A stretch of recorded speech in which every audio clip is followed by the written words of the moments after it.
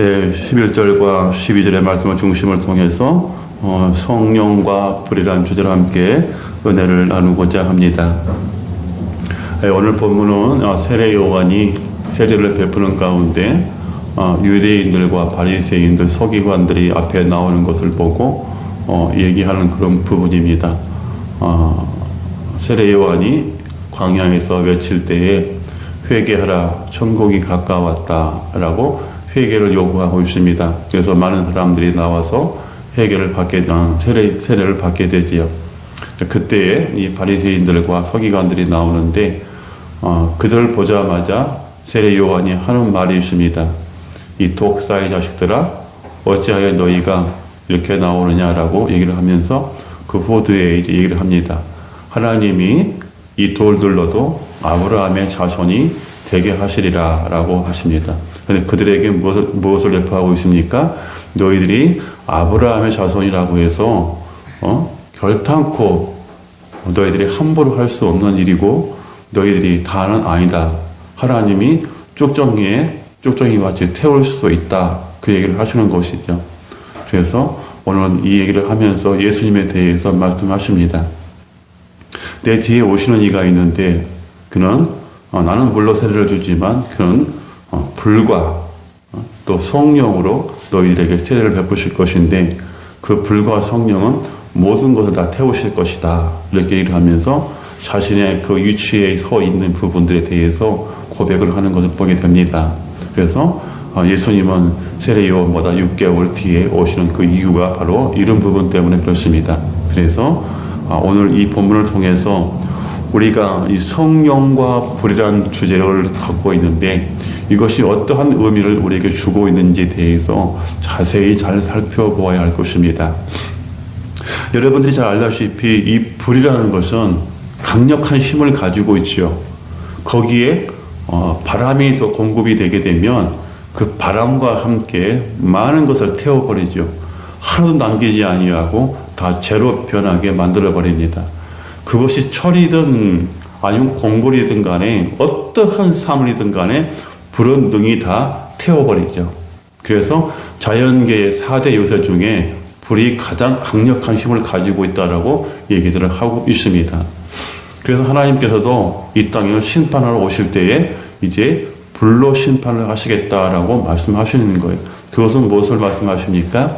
한 가지도 창조한 것은 남기지 않겠다라는 뜻을 가지고 있습니다. 그렇기 때문에 우리는 거기에서 살기 위해서는 바로 예수 그리스도의 보호가 필요한 거예요. 그래서 하나님이 저와 여러분을 택하시고 저와 여러분을 끔찍할 정도로 사랑하시기 때문에 그 독생자 아들을 내어주시고 우리를 핏값으로 사셨기 때문에 우리를 보호하시는 거예요. 그 불 속에서 우리를 보호하시는 거예요. 그 징표가 바로 여러분이 알다시피 다니엘서 7장에 나오는 다니엘의 세 친구들에 대해서 보여주고 계시는 거예요. 그래서 생생하게 보여주고 계시는 거예요.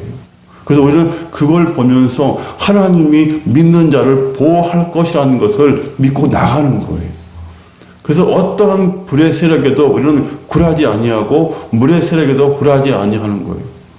그래서 하나님은 그것들을 창조하신 분이시기 때문에 그것을 다스리시는 거예요. 그래서 우리가 하나님 독생자 되신 예수 그리스도를 영접하게 되면 우리는 거기서 보호를 받게 된다는 사실을 우리는 알아야 되는 거예요. 하나님이 우리를 보호하시기 위해서 예수 그리스도를 보내주신 것이거든요. 그리고 우리를 살리시기 위해서 예수 그리스도를 보내주신 것이거든요. 그런데 죄가 있이는 하나님의 보호를 받을 수가 없다는 거예요. 이미 에덴 동산에서 아담과 하와가 죄를 범함으로 추방이 되었잖아요. 추방이 되었기 때문에 하나님은 백성으로 인정을 하지만 보호를 못 받는 거예요.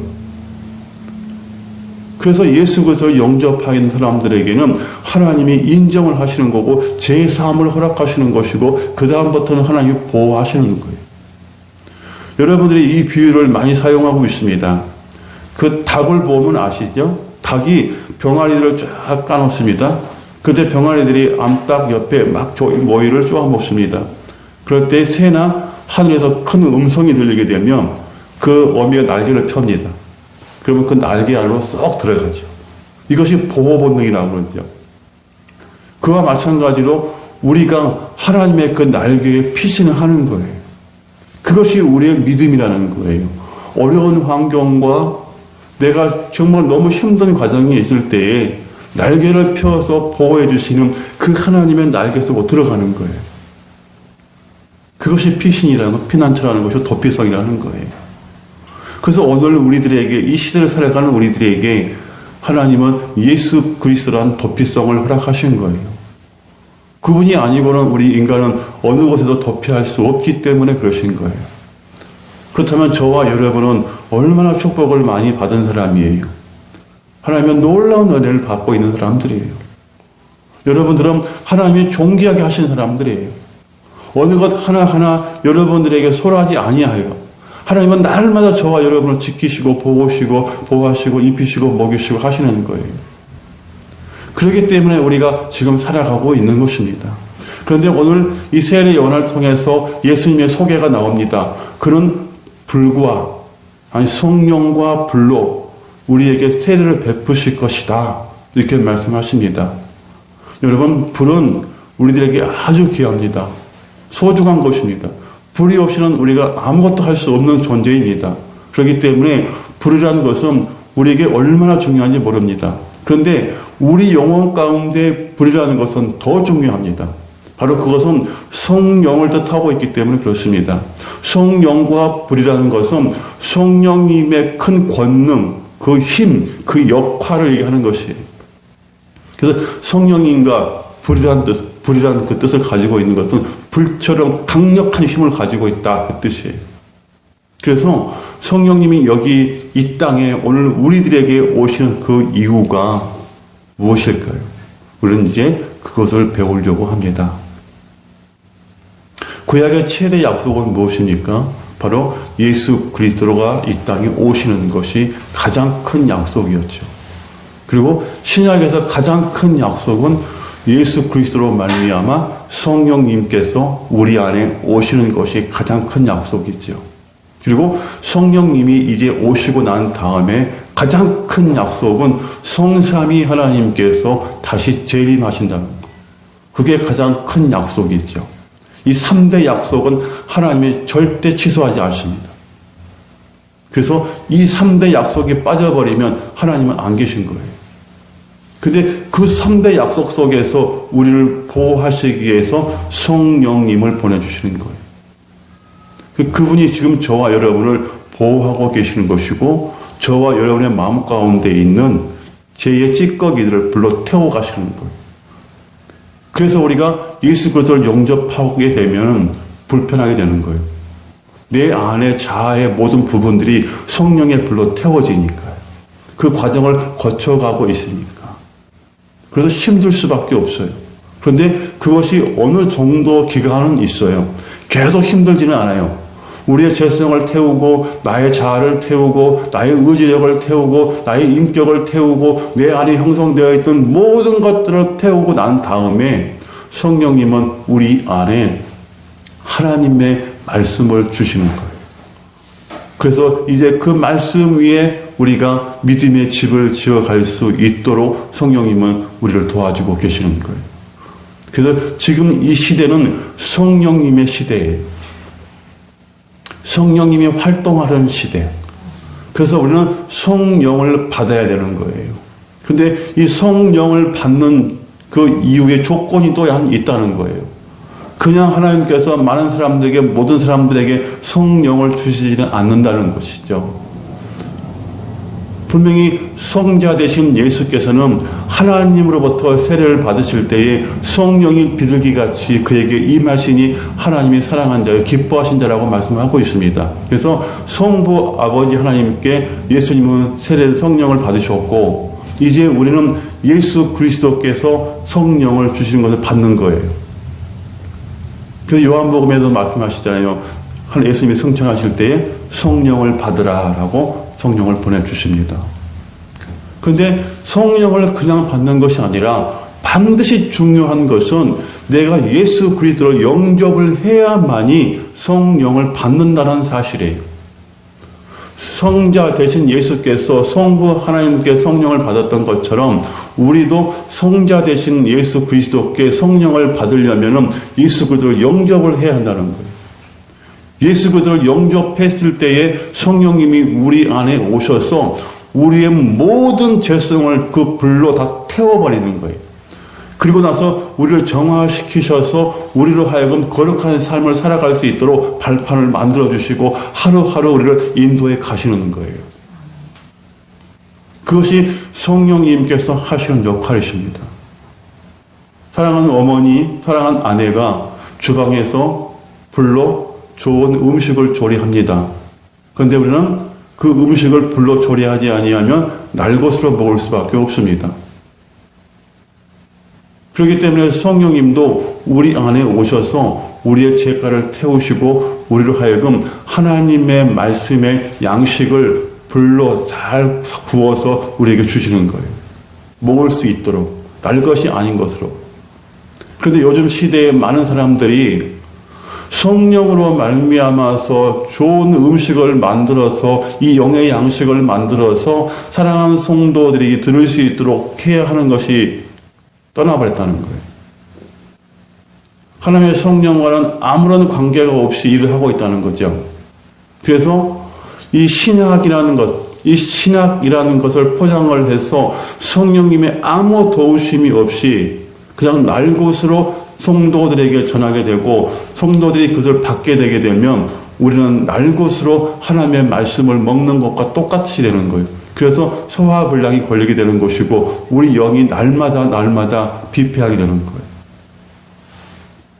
그래서 어떠한 설교든 간에 어떠한 신학이든 간에 하나님의 말씀은 성령으로 요리가 되어야 되는 거예요. 그 성령으로 요리가 되어서 영을 살리는데 좋은 영의 양식으로 제공이 되어야 하는 거예요. 그것이 성령님께서 이 땅에 오셔서 오늘 저와 여러분들에게 하시는 역할이에요. 일이에요. 그 강력한 힘을 가지고 있어요. 하나님의 말씀은 성령으로 조리하지 아니하고는 결단코 할 수 없어요. 분명히 성경은 그렇게 말씀하십니다. 성경은 하나님의 성령의 감동으로 기록되었나니 그가 조명하지 아니하면 볼 수 없다라고 하고 있습니다. 그분이 친히 감동을 주셔서 기록을 하셨기 때문에 그분이 불로 비춰주셔야만이 볼 수가 있는 거예요. 그게 성령님께서 오늘 목회자들과 여러분들에게 하시는 일들이에요. 하나님의 말씀을 정말 잘 요리해서 여러분들이 소화불량이 걸리지 않도록 잘 드실 수 있도록. 그래서 어떤 이에게는 성령님께서 하나님의 말씀을 통해서 죽을 끓여주시고 어떤 이들에게는 좋은 밥을 지어서 해주시는 거고 어떤 이들에게는 생쌀을 주시는 거예요. 그것을 먹어도 소화시킬 수가 있으니까. 그래서 성령님께서는 각자의 믿음을 통해서 그때그때에 똑같은 말씀을 주실지라도 밥은 다르게 지어주시는 거예요. 그래서 어떤 이는 듣고 어떤 이는 못 듣고 하는 거예요. 그래서 우리는 성령님의 도우심이 절대적으로 필요하다는 것입니다. 사랑하는 센터교회 성도 여러분, 여러분은 이미 예수 그리스도를 영접하였다면 여러분 안에 성령님이 계십니다.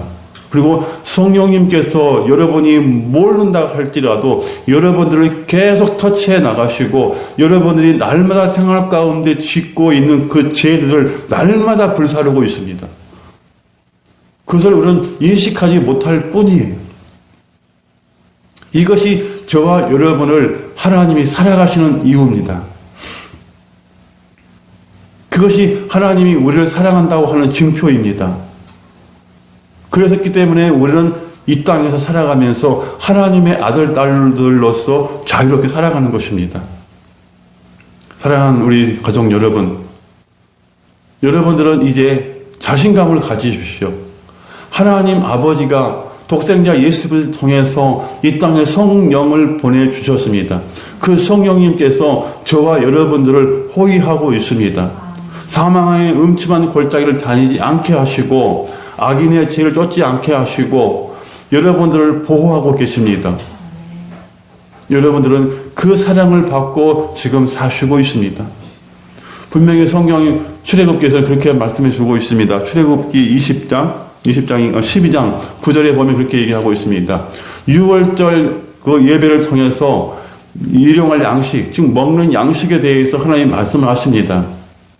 출애굽기 12장 9절에 너희는 이 6월절 음식을 물로 삶아 먹지 말고 꼭 불에 태워서 먹어라. 그 말씀을 하십니다. 6월절이라고 한다고 하면 여러분이 너무 잘 아시죠? 출애굽기에서 나온 6월절 어린 양에 대해서 아시죠? 6월절 어린 양은 예수 그리스도를 뜻하는 거죠. 그렇기 때문에 예수 그리스도를 통해서 이 땅에 벌써부터 성령을 보내시겠다고 출애굽기 12장 9절에 말씀하고 있는 거예요. 그래서 절대적으로 물로 삶아 먹지 말고 구워 먹어라, 불에 태워 먹어라, 그 뜻을 가지고 있는 거예요. 그분이 지금 오셔서 우리의 삶 가운데 주장하고 계시고 우리의 죄를 태우시고 우리의 삶의 환경의 모든 더러웠던 것들을 다 태워주시는 거예요. 그래서 여러분들은 깨끗하게 살아갈 수가 있는 방법이 되는 거예요. 우리 스스로는 결단코 우리를 깨끗하게 할 수가 없는 것이거든요. 그렇기 때문에 성령님께서 이 모든 것을 지금 우리들에게 제공을 해주시고 계시는 거예요.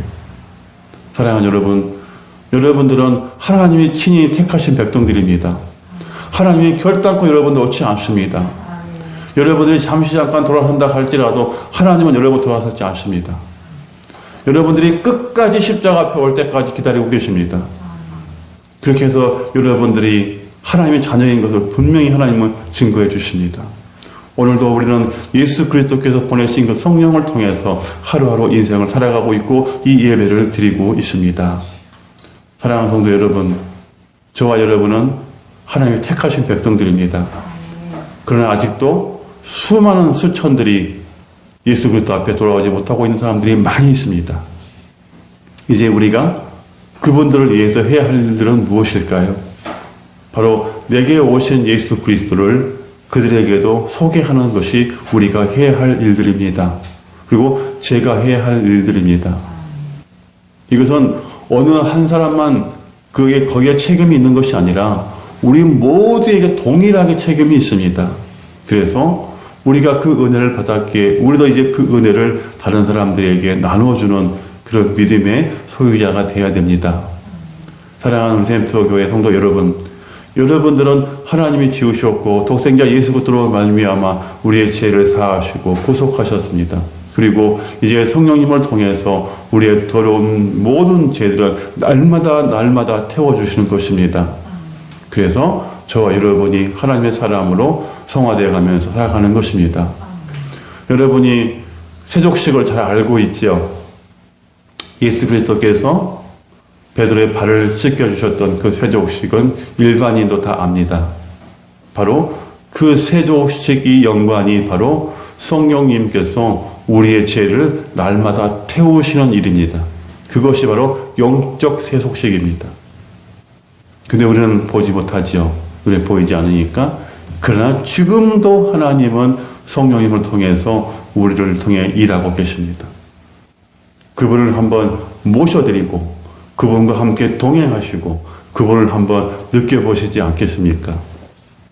예수 그리스도를 영접하지 아니하고는 결단코 성령을 받을 수 없습니다. 그것이 오늘 우리 인생들에게 숙제입니다. 그 성령님이 오셔야만이 우리의 인생사를 주관하시기 때문이에요. 사랑하는 성도 여러분, 이제 말씀을 마치려고 합니다. 분명히 그렇게 말씀하십니다. 12절에 그는 손에 키를 들고 있으니 타당마당을 깨끗이 하여 알곡은 곳간에 모아들이고 쭉정이는 꺼지지 않는 불에 태우실 것이니라 라고 말씀하십니다. 성령님이 태우신다는 것이죠. 그 불로. 그렇다면 이제 우리에게도 이 말씀은 해당이 될 수 있다는 사실이에요. 우리는 하나님이 택하셨기 때문에 알곡이란 그런 자신감을 가지고 삽니다. 하나님이 택하신 성민이란 그런 자신감을 가지고 삽니다. 그러나 그 누구도 장담할 수 없습니다. 하나님이 성삼위 하나님이 오시는 그날까지. 그래서 우리는 날마다 성령님의 도우심을 받고 살아가야 됩니다. 그분이 인도하시는 대로 갈 수 있도록, 그것이 하나님께서 성자, 성령께 맡기신 일이거든요.